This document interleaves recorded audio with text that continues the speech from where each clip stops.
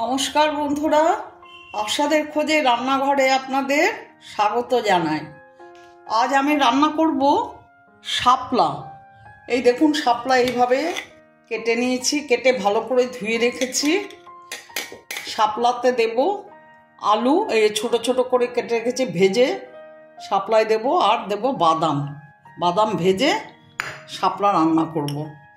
শাপলাটা অনেকটা শাপলা, আমি আজকে শাপলাটা একবারে কড়াইতে বসাবো না, আমি একটু ভাপ দেব। ভাপ দিলে শাপলাটা একটু কমে যাবে, তারপরে রান্না করতে সুবিধা হবে। আমি এখন গ্যাসে বসিয়ে দিচ্ছি, ভাপ দিচ্ছি।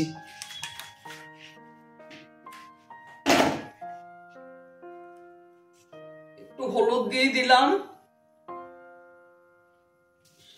সামান্য নুন দিয়ে দিলাম।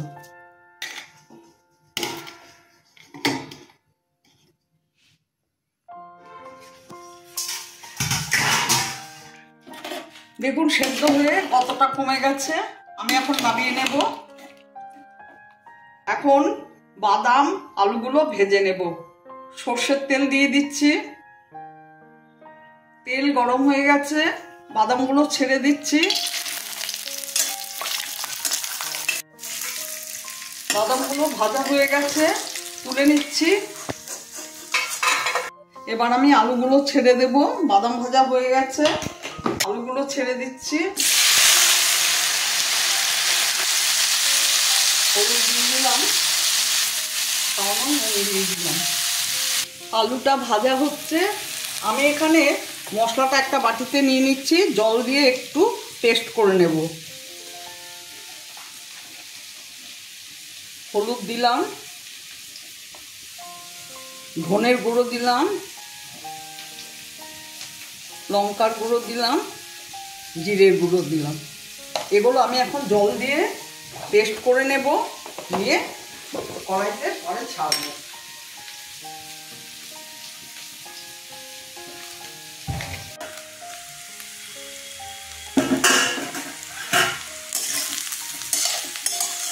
আলুটা ভাজা হয়ে গেছে, নামিয়ে নেব।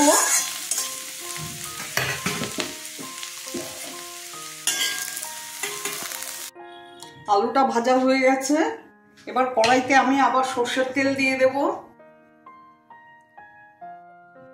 তেজপাতা শুকনো লঙ্কা ফোড়ন দিলাম,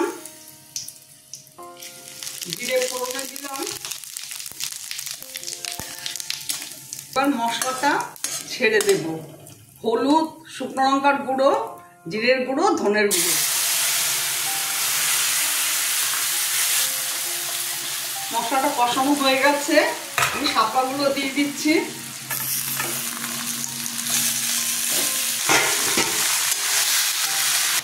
ভাপানোর সময় একটু নুন দিয়েছিলাম, তাই অল্প করেই এখন নুন দিচ্ছি।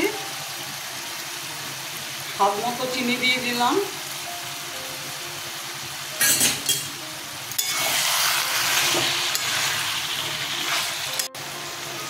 ঢেকে দিচ্ছি, মিনিট 3-4 পরে ঢাকাটা খুলব।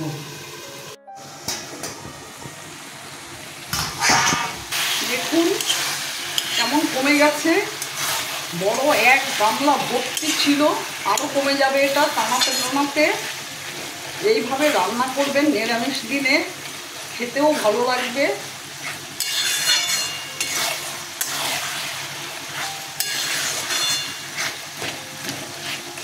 একটু এইভাবে খুন্তি দিয়ে ঘেটে দেবেন।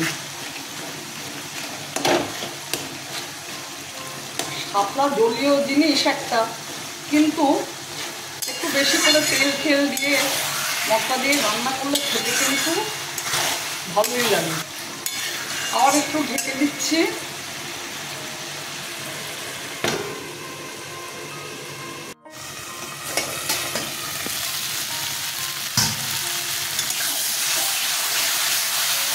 শাপলা ঠিক কচু শাকের মতো পুরো টানাতে হয়, জলটা একদম শুকিয়ে ফেলতে হয়। অনেক সময় লাগে কিন্তু শাপলা করতে,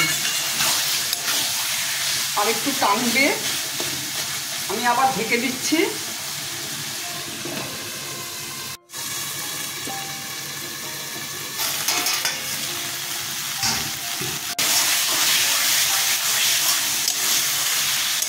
দেখুন জলটা পুরো মরে গেছে, তেল ছাড়তে শুরু করেছে, চারিদিক থেকে তেল ছাড়ছে।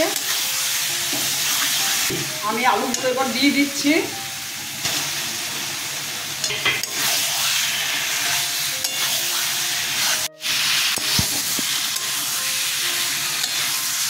দেখুন কেমন তেল ছাড়ছে। এইভাবে রান্না করবেন, ভালো লাগবে। বাদামগুলো দিয়ে দিলাম।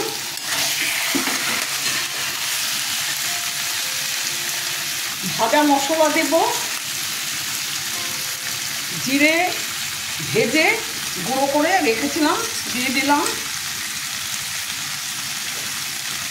ধনে ভেজে গুঁড়ো করে রেখেছিলাম দিয়ে দিলাম, গরম মশলা দিলাম, ভালো করে নাড়তে হবে।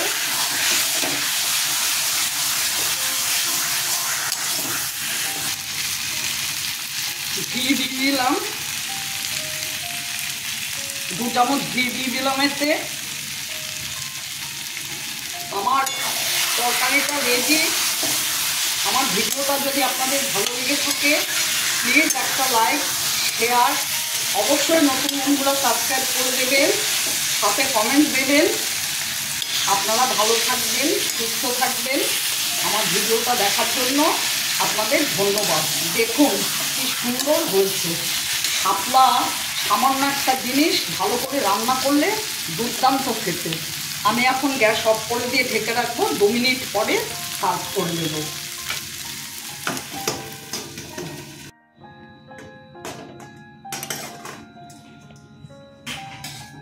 আমি এখন সার্ভ করে দেব।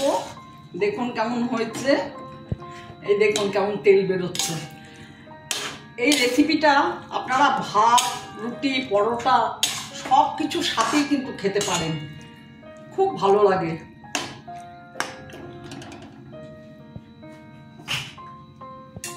সার্ভ করে দিচ্ছি এখন।